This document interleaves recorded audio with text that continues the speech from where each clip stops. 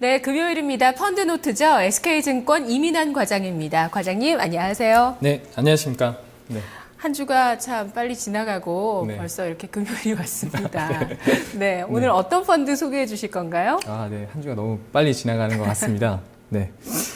이번 주에는 네. 이제 기준금리 1%의 초저금리 시대지 않습니까? 그래서 이런 시대에 맞춰서 그러니까 투자자들은 아무래도 국내에서 이제 만족할 만한 수익원을 찾지 못하고 있는 실정이고요. 그래서 이제 대부분 자연스럽게 이제 해외 쪽으로 눈을 돌리고 있어서 제 주변에서도 브라질 채권에 직접 투자하시는 분들이 많았었습니다. 아무래도 인기인가 봐요. 제 네네. 주변에도 그런 얘기 많이 하시더라고요. 브라질 네. 채권 네. 기사로도 많이 나오고. 네, 맞습니다. 네. 아무래도 이제 브라질 채권 자체가 그 고수익을 내는 상품이다 보니까 투자하는 분들이 많았고 그쪽으로 이제 그 돈이 자금이 많이 몰렸다고 볼 수가 있습니다. 네. 그래서 그런데 이제 개인이 그 해외 채권에 직접 투자하는 건 어떻게 보면 좀 리스크가 좀 크다고 좀 볼 수가 있죠. 그렇죠. 네. 네. 그리고 이제 한 종목에 일명 몰빵 투자라고 하죠. 이제 투자하는 거는 더 큰 이제 리스크가 있다고 볼 수가 있습니다. 근데 이런 리스크도 좀 줄이면서 이제 해외 투자를 좀 효과적으로 하는 방법이 뭘까 좀 생각해 봤을 때 그 적절한 해답이 글로벌 자산 배분형 펀드가 아닐까라는 생각을 가지고 이제 오늘 그 펀드를 소개해 드리려고 하고 있습니다. 그래서 일명 이제 멀티 에셋 펀드라고도 하고요. 이제 여러분들께서 가장 인상적인 건 인사이트 펀드가 이 멀티 에셋 펀드의 가장 대표적인 펀드라고 할 수가 있습니다. 그래요? 네네. 인사이트 펀드 아직도 있군요. 네, 아직도 있습니다. 네. 네, 글로벌 자산 배분형 펀드. 네. 이 단어 자체가 사실 귀에는 익숙하거든요. 광고 효과 때문인지 네. 글로벌 자산 배분형 펀드. 귀에는 익숙한데 어떤 펀드인지는 잘 모르실 것 같아요. 일명 멀티에셋 펀드라고 하셨는데요. 네. 구체적으로 알아볼까요? 네, 통상 이제 글로벌 자산 배분형 펀드라고 하면 해외 자산을 포함하여 이제 2개 이상의 다양한 자산에 분산 투자하는 펀드를 말하고 있습니다. 투자 대상에 있어서는 주식과 채권은 이제 기본으로 담고요. 전환사채, 하이힐드 채권, 우선주 리츠, 인프라, 원자재 등 매우 다양한 자산에 분산 투자하여서 이제 투자한다고 볼 수가 있습니다. 그러니까 물론 이제 투자 지역도 선진국부터 이머징까지 매우 광범위한 게 특징입니다. 네. 그리고 이제 전략 자체가 이제 분산 투자만 하는 건 또 아니고요. 이제 자산별 투자 비중을 시장 상황에 맞춰서 탄력적으로 조정하는 전략이 이 글로벌 자산 배분형 펀드의 특징이라고 볼 수가 있습니다. 이제 투자 비중 조정에 있어서도 펀드 매니저의 개인의 판단만이 들어가는 게 아니라 이제 상당히 좀 복잡하고 체계적인 절차를 통해서 그 분산 투자를 한다고 보실 수가 있습니다. 네. 매니저의 개인적인 판단만이 아닌 복잡하고 체계적이다라고 하셨는데요. 우리 주식 투자할 때 일명 시스템 트레이딩이 있거든요. 그런 것처럼 뭔가 시스템이 있다는 말씀이신가? 아니면 골고루 담는다 이런 의미인가 궁금합니다. 자세하게 설명해 주세요. 네, 맞습니다. 네. 예전에 운용사에서는 한 명의 이제 스타 매니저에게 운영을 맡기다 보니까 그 스타 매니저가 이직을 하게 되면 그 펀드가 망가지는 경우가 좀 있었습니다. 그래서 운용사들도 한 명의 스타 매니저에 의존하지 않고 운용사의 그런 시스템을 개발해서 그런 시스템 운용을 하는 걸로 많이 바뀌고 있고요. 현재 시스템이 맞군요. 네, 맞습니다. 예. 네.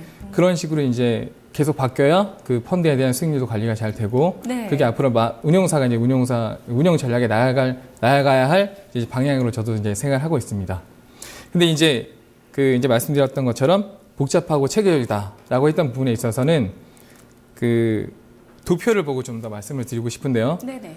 그 운용사의 투자전략위원회와 펀드 운영협의회 리서치 본부 및 리스크 관리 본부 회의를 이제 매주 하게 되고요. 그 회의에 따라서 자산 배분 모델을 만들고 그 자산별로 어떻게 분산시킬지를 회의를 통해서 결정을 합니다. 네. 그리고 운영사별 자산 배분 모델이 결정이 되면 그 안에서 섹터별로 개별 투자 포트폴리오를 구성하게 됩니다. 이제 그 안에서 이제 매니저는 투자를 하게 되는 이제 한마디로 이제 회의와 회의를 거쳐서 결정된 모델 포트폴리오 안에서 투자를 하는 것이라고 볼 수가 있겠죠. 네. 각 부서별로 의사결정을 해서 네. 한다는 것, 또 시스템 운영을 통해서 한다는 것, 골고루 담는다는 것도 말이 될 것 같아요. 네, 맞습니다. 네, 네네. 그렇군요. 분산 투자와 유연한 투자 비중 조절을 전략으로 취하고 있는 펀드라고 생각하면 될 것 같은데요. 이 펀드 장점은 뭐가 있을까요?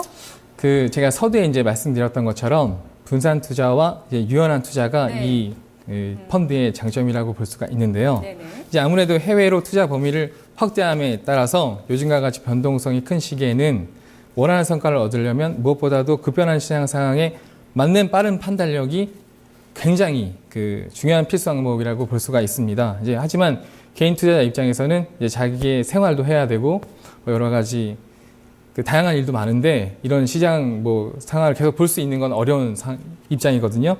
그러다 보니까 이런 그 전문적인 자산운용사의 매니저에게 운영을 네. 맡기면 좀 더 좋겠죠. 근데 특히나 이제 적은 투자금을 이제 펀드 몇 개에다가 쪼개서 투자하고 뭐 이제 시시각각 변하는 환경, 이제 펀드를 갈아타야 하는 환경에 상황은 좀 더 상당히 번거롭고 타이밍을 잡기도 되게 어려운 것이죠.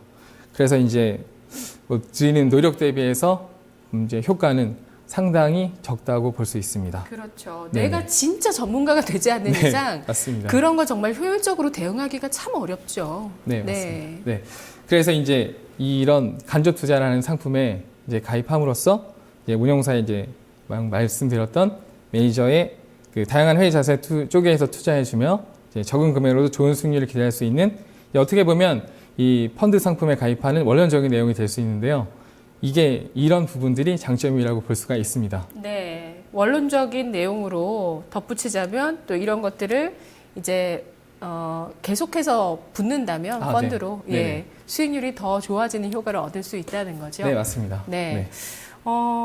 그러니까 진짜 내가 전문가가 되지 않는 이상 뭐 브라질 채권 펀드가 좋다더라, 뭐 중국 주식이 좋다더라, 미국 주식이 좋다더라 하더라도 직접 투자를 할 만한 엄두가 잘 안 나는 게 사실이거든요. 네네. 직접 투자를 했다가도 수익을 참 잘 보실 수도 있지만 또 못 보시는 경우도 그만큼 생기는 거고요. 그런 위험성을 해지할 수 있는, 리스크를 관리할 수 있는 펀드라고 보면 될 것 같아요.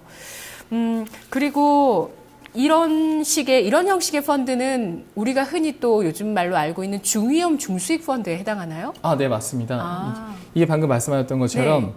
그 위험에 대해서 어느 정도 해지하는 부분이 있고요. 그래서 수익률도 어느 정도 내기 때문에 중위험 중수익의 대표적인 그 펀드라고 보실 수가 있습니다. 네, 글로벌 자산 배분형 펀드 큰 특징이 네. 분산 투자, 유연한 투자 비중 조절이었거든요. 네, 맞습니다. 그에 네. 따라서 정말 다양한 종류의 네. 글로벌 자산 배분형 펀드가 있다고 하더라고요. 네네. 어떤 펀드 있을까요? 그 아무래도 위험을 해지하는 부분이 그 자기가 얼마만큼 리스크를 테이킹 하느냐에 따라서 네. 기준을 좀 더 나눌 수가 있고요. 그거에 따라서 비율 조정형과 비율 고정형으로 좀 더 나눌 수가 있습니다. 그래서 비율 조정형 같은 경우에는 자산 편입 비중을 25에서 75%까지 이제 조정이 가능하고요. 비율 고정형 같은 경우에는 네. 각 자산 투자 비중이 고정되어 있는 것으로 볼 수가 있습니다. 그리고 공격적 자산 배분형과 보수적 자산 배분형으로 나눌 수 있는데요. 공격적 자산 배분형은 위험 자산 편입 비율을 100%까지, 그리고 주식 편입 비율을 35에서 65%까지 할 수가 있고요. 보수적 자산 배분형 같은 경우에는 그 주식을 위험 자산 편입 비율을 50%까지, 그리고 주식 편입 비율을 15에서 35%까지 담음으로써 조금 더 보수적으로 운영할 수 있는 자기가 리스크 테이킹하는 범위를 정할 수 있다는 것이 특징이라고 볼 수가 있습니다. 네. 시장 상황에 따라서 자산의 편입 비중을 달리하면서 목표 수익률을 조절할 수 있겠는데요. 그런데 변동성이 큰 시장에서 이게 또 잘 되면 좋지만 네. 잘 안 되면 말씀하셨듯이 리스크를 또 떠안는 상황이 되지 않을까. 또 사람이 그렇잖아요. 스텝이 꼬이면 네, 맞습니다. 넘어지듯이 투자도 마찬가지로 뭔가 심리나 이제 스텝이 꼬이면 물론 시스템으로 운영이 되긴 하지만 조금 위험하진 않을까 이런 부분들은 어떻게 보시나요? 아무래도 이제 변동성이 큰 장에서 네. 그런 리스크 요인 이제 간과할 수 없는 부분이고요. 하지만 이제 글로벌 자산 배분형 펀드 자체가 글로벌 시장에 투자하는 것인데 앞으로 남은 그 향후에 이제 선진국 시장 자체가 일부 유럽과 일본의 양적 완화가 이슈가 아무래도 계속 그 주가 상승을 견인할 것으로 보고 있어서 그런 리스크 요인은 많이 없어질 것으로 보고 있고요. 그래서 이 펀드 자체가 가진 그런 변동성과 관계없이 꾸준한 성과를 낼 것으로 제가 보고 있습니다. 그리고 이 펀드 자체가 그 변동성과 관계없이 꾸준한 성과를 내는 것을 타겟으로 만들어진 상품이기 때문에 네네. 그 이런 위험 요소에 대해서 안심을 하셔도 될 것 같습니다. 네. 제가 드렸던 질문이 어떻게 보면 펀드의 성격을 잘 이해 못했을 때 드릴 수 있는 그렇습니까? 질문인 것 아, 네. 같아요. 말씀 들어보니까. 그렇지 않나요? 아, 제가 이게 설명을 잘 못했을 수도 있는 것 같습니다. 네. 그러니까 변동성, 자산 변동성과 관계없이 꾸준한 성과를 내는 것을 목표로 하는 펀드. 네. 글로벌 자산 배분형 펀드였습니다. 그리고 유럽이나 일본, 중국에서 경기 부양책을 쓰고 있기 때문에 네, 맞습니다. 아무리 변동성이 있어도 뭐 전반적으로는 좋아진다는 쪽으로 네, 뭐 자산 시장이 간다 이런 관점이신 것 같은데요. 그러면 글로벌 자산 배분형 펀드 최근에 수익률은 어땠나요? 네, 수익률, 그 상위를 기록한 펀드의 경우에는 금융투자협회 4월 2일 기준으로 보면 1년 수익률이 두 자릿수를 기록을 한 그 양호한 수익률을 보이고 있었고요. 특히 이제 슈러더 아시아 에셋 인컴 증권 투자 신탁 같은 경우에는 1년 수익률이 11.95%, 하이 글로벌 멀티 에셋 70 증권 자투자 신탁 같은 경우에는 네. 10.27%라는 좋은 수익률을 좀 기록하였습니다. 이게 상위권 수익률인가요? 네, 맞습니다. 최근 1등과 이제 1년? 2등의 수익률이죠. 어. 네. 중위험 중수익 펀드 그동안 수익률 봤던 거 기억하면 네. 그런 펀드 뭐 목표 수익률이 뭐 7, 8% 이랬던 맞습니다. 것 같은데 네. 그거에 비해서는 높네요. 그거에 비해서 높은데 네. 그때 그 7, 8%에 대한 펀드는 대략 그 언더했던 펀드들도 뭐 2, 3%였지만 이 글로벌 펀드 같은 경우에는 수익률이 네네. 좀 저조한 펀드도 있었습니다. 마이너스도 네네, 있고요. 있었습니다. 네. 그러면 약간 중위험 중수익 펀드에서 조금 더 리스크를 네, 맞습니다. 테이킹하는 네네, 펀드군요. 알겠습니다. 글로벌 자산 배분형 펀드 전반적인 소개와 흐름들 살펴봤습니다. 말씀 잘 들었습니다. 네, 감사합니다. 고맙습니다. 네. 네, 펀드노트 SK증권 이민환 과장이었습니다.